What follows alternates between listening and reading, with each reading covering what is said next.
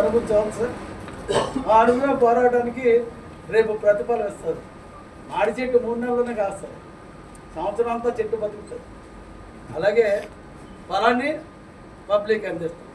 అలాగే మనం కూడా ఫలం వచ్చే టైం వచ్చింది, ఫలాన్ని అందరికీ పంచుతాం. అవిశ్వాస తీర్మానం పెట్టేటప్పుడు వాళ్ళు అవినీతికి పాల్పడ్డారు, అందుకే మేము అవిశ్వాస తీర్మానం పెట్టామన్నారు. మరి ఎటువంటి చర్యలు తీసుకుంటారు గత పాలకులు అవినీతి పాలనలో చాలా విషయాలు అన్నీ ఉన్నాయి. దాన్ని దినదినం మీరన్నట్టే 11 నెలలో 1 నెలలో అవినీతిలో డైరెక్ట్గా బయట పెట్టి అవినీతిని ప్రూవ్ చేసి అవినీతి పరులు రుజువు చేసే బాధ్యత మీ దైవంలో అందరితోటి డిస్కస్ చేసి నీతిగా నిజాయితీగా ఒకరిని ఇబ్బంది పెట్టకుండా చట్టానికి అనుకూలంగా రేపు నిందితులను బయట పెట్టే పరిస్థితి కంపల్సరిగా చేస్తాం. మెయిన్గా మీరు ఎన్నికైనా డిప్యూటీ మేయర్ నెక్స్ట్ ఎవరండి? అది పార్టీ డిసైడ్ చేస్తాం. అందరమే కలిసి చేసాం. చాలామంది కార్పొరేటర్లు కానీ మా 3 పార్టీలు బ్రహ్మ విష్ణు మహేష్ అటువంటి నాయకుల దగ్గర ఆ నాయకుల దేవులతోటే అన్ని పదవులు జరుగుతాయి.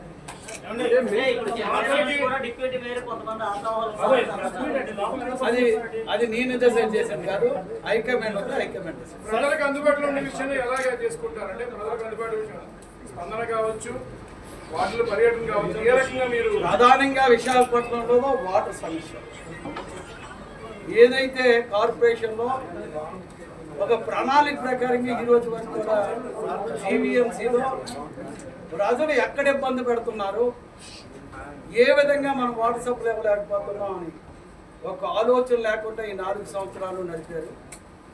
దాన్ని తొందరగా రివ్యూ చేసి ఏదైతే ప్రజలకి వర్షాకాలాన్ని వాటర్ ఇవ్వడం కాదు, ఎండాకాలాన్ని కూడా వాటర్ సప్లై పూర్తిగా ఇచ్చే బాధ్యత ఉంది. ఎన్ని రోజులు కౌన్సిల్లో గొడవ చేసినా లైట్లు వెలగకపోతే మొత్తం ఏదైతే వైఎస్ఆర్ పాలనలో మమ్మల్ని నోరు మూసే పరిస్థితి తెచ్చారో వాళ్ళందరినీ బాధ్యతతో లైట్లు ప్రతి ఈదు లైట్ కూడా గ్రామ వేశారు. ఎందుకంటే నేను గ్రామ ప్రాంతం నుంచి వచ్చాను. సిటీలో బీచ్ రోడ్లో లైట్లు ఆడడం కాదు, ప్రతి పల్లెటూరులో లైట్ వెలిగినట్టు నాకున్న అవకాశంలో బాధ్యత తీసుకుంటాం. గత చంద్రబాబు నాయుడు గారి టైంలో టోటల్గా ఒక నెట్వర్క్ నడిచేది. వార్డు వేజ్లో ఒక సుమారు 200 లైట్లు ఉంటే ఆ 4 నెంబర్తో సెల్లో కొడితే అక్కడ వచ్చింది. ఆ సిస్టాన్ని కూడా మూసింది మీ వైఎస్ఆర్ ప్రభుత్వం. దాన్ని మళ్ళీ రీసెర్చ్ చేసి ఏదైతే కాంట్రాక్ట్ ఇచ్చామో వాళ్ళ బాధ్యత వాళ్ళు నిర్వహించకపోతే నిర్వహించి పెట్టి బాధ్యత కూడా తీసుకుంటాం.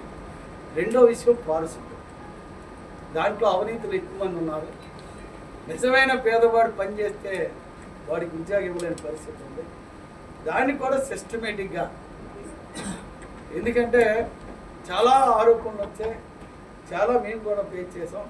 ఆ తప్పులు జరగకుండా విశాఖపట్నాన్ని మంచి పారిశుభ్రం దీంట్లో కూడా పరిశుభ్రంగా ఉంచే బాధ్యత అందరి కార్పొరేట్స్తో నేను కూడా బాధ్యతగా తీసుకుంటాను. నాకున్న అవకాశాన్ని నేను కంపల్సరీగా ప్రతిరోజు కూడా ఏ టైం నిర్ణయించుకున్నా ఆ టైంని ప్రజల ముందుకు వెళ్ళి ప్రజా సమస్యల్లో పోరాడడానికే కానీ నేను గవర్నెన్స్ కుర్చీలో కూర్చోవడం కాదు. దాన్ని కంపల్సరీగా నిర్వహిస్తానని మీ అందరికీ